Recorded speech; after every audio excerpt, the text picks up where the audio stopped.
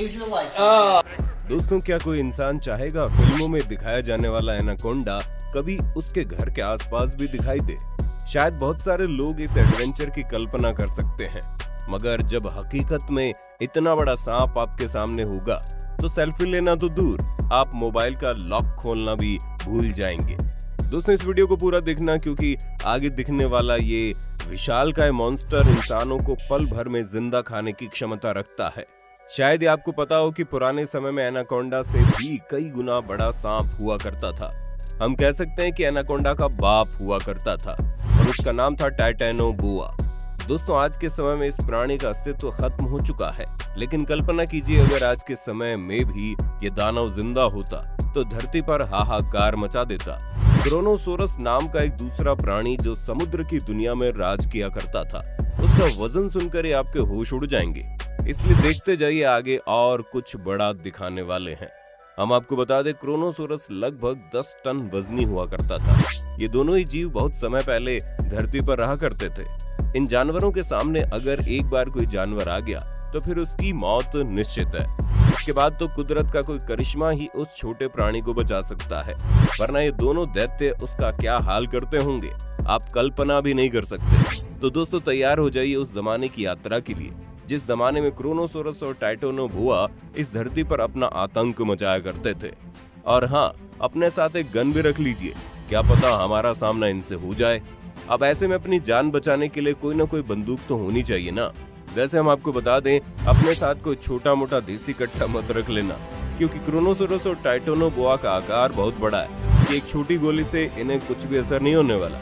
इसलिए हम अपने साथ AK-47 जैसे बड़े हथियार ले जाएंगे, ताकि हम लोग आसानी से इन दोनों जानवरों से अपनी रक्षा कर पाएं। भाई साहब, अब आप इन दोनों जानवरों को देखने समझने के लिए बंदूक लेकर निकल तो पड़े हैं, लेकिन क्या आपको इन दोनों के बारे में जरा सी भी इंफॉर्मेशन है? नहीं, मेरा मतलब थोड़ा तो पता होना चाहिए ना। चलिए कोई बात नहीं, हम आपको इनके बारे में पूरी इंफॉर्मेशन दे देते हैं, लेकिन इसके लिए आपको हमारे साथ बने रहने का वादा करना होगा, क्योंकि बीच में अगर आपने हमारा साथ छोड़ा तो कुछ भी हो सकता है। खैर, मजाक छोड़कर अब काम की बात करते हैं। दरअसल टाइटैनोबोआ नाम का ये सांप आज से करीब 5.8 करोड़ साल पहले पृथ्वी पर रहा करता था।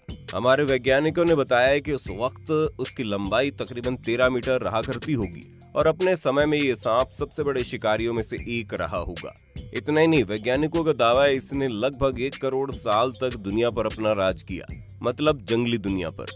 अब आप खुद ही सोचिए, इतना बड़ा शिकारी जब किसी जानवर का शिकार करेगा तो फिर भला वो जानवर कहां तक बच पाएगा? शेर हो या हाथी, लगभग सभी जानवर इसके आगे अपनी जिंदगी की जंग हार ही जाएंगे, क्योंकि इसका वजन 1 टन से भी ज्यादा है। 1 टन का मतलब समझते हैं आप? 1 टन मतलब 1000 किलोग्राम। भाई साहब, क्या ही सांप रहा होगा। अगर इसकी चौड़ाई को देखा जाए तो करीब 1 मीटर तक चौड़ा हो सकता था। 1 मीटर चौड़ाई बहुत होती है, मतलब ये शेर को आसानी से निगल जाता। इतने में से डकार भी नहीं आती।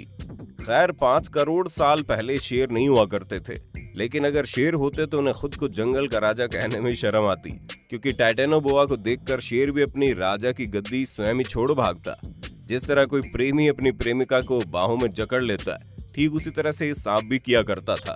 शायद आपको बात समझ में नहीं आई, चलिए हम समझाते हैं। अजगर, एनाकोंडा और दूसरे बड़े सांपों की तरह ये सांप भी पहले अपने शिकार को जकड़ लेता था और फिर उसे कसकर उसके चारों तरफ कुंडली बनाकर उसे शिकार की ऐसी तैसी कर देता था।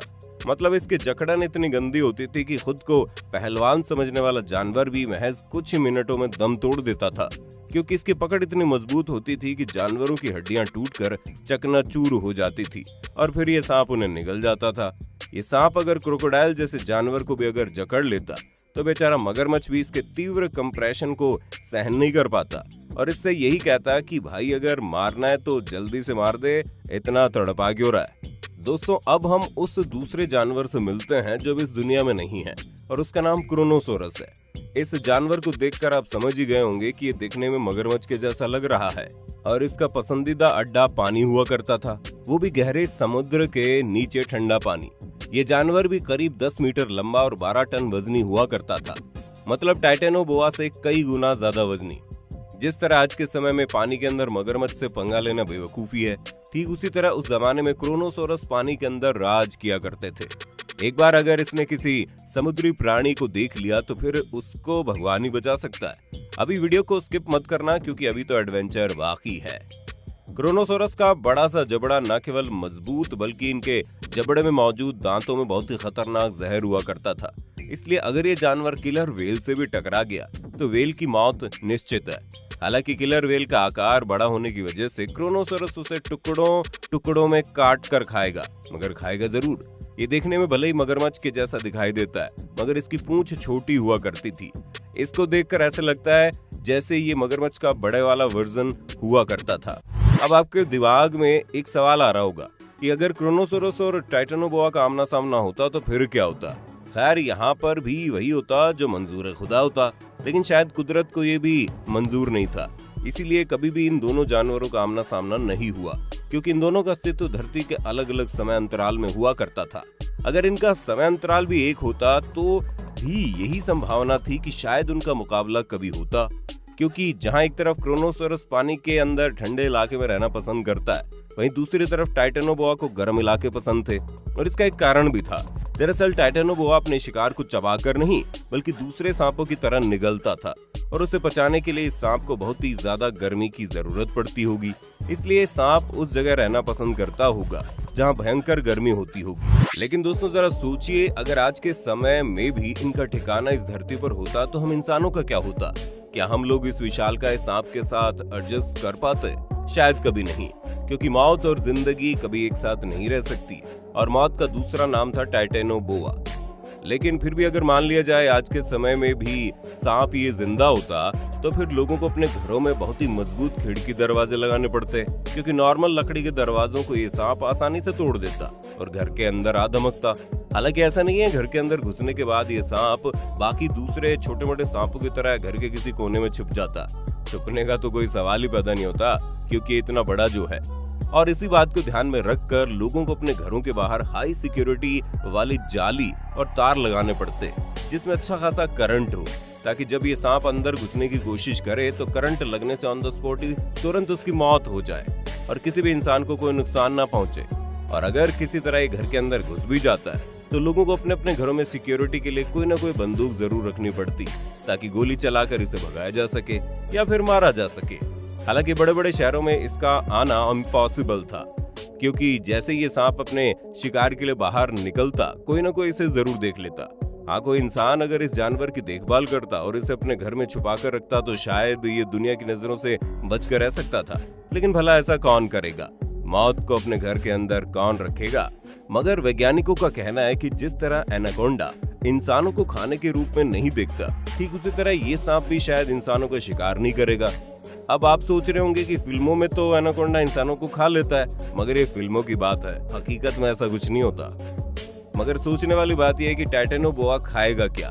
चूहे जैसे छोटे मोटे जानवरों को तो ये बिल्कुल भी नहीं खाने वाला। इसे कोई बड़ी खुराक तो चाहिए।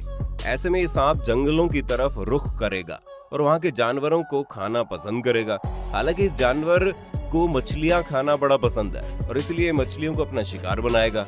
इस तरह धीरे धीरे जंगली जानवरों और मछलियों की तादाद कम होने लगेगी और हमारा पारिस्थितिकी तंत्र बिगड़ने लगेगा। और ठीक यही बात क्रोनोसोरस पर भी लागू होती है। क्रोनोसोरस भी आज अगर जिंदा होता तो समुद्र के अंदर तहलका मचा देता। क्रोनोसोरस समुद्र के अंदर रहने वाली व्हेल मछलियों को अपना शिकार बनाता है, क्योंकि छोटी मोटी मछलियों से उसका पेट तो भरने वाला है नहीं। और अगर क्रोनोसोरस समुद्री व्हेल को धीरे धीरे करके खाने लगता तो एक समय ऐसा आता जब समुद्र के अंदर सारी व्हेल मछलियां खत्म हो जाती और ऐसे में समुद्र का पूरा इकोसिस्टम बिगड़ जाता। दरअसल व्हेल मछली समुद्र के अंदर उन छोटी छोटी मछलियों को अपना शिकार बनाती है जो समुद्री वनस्पति को खाती हैं।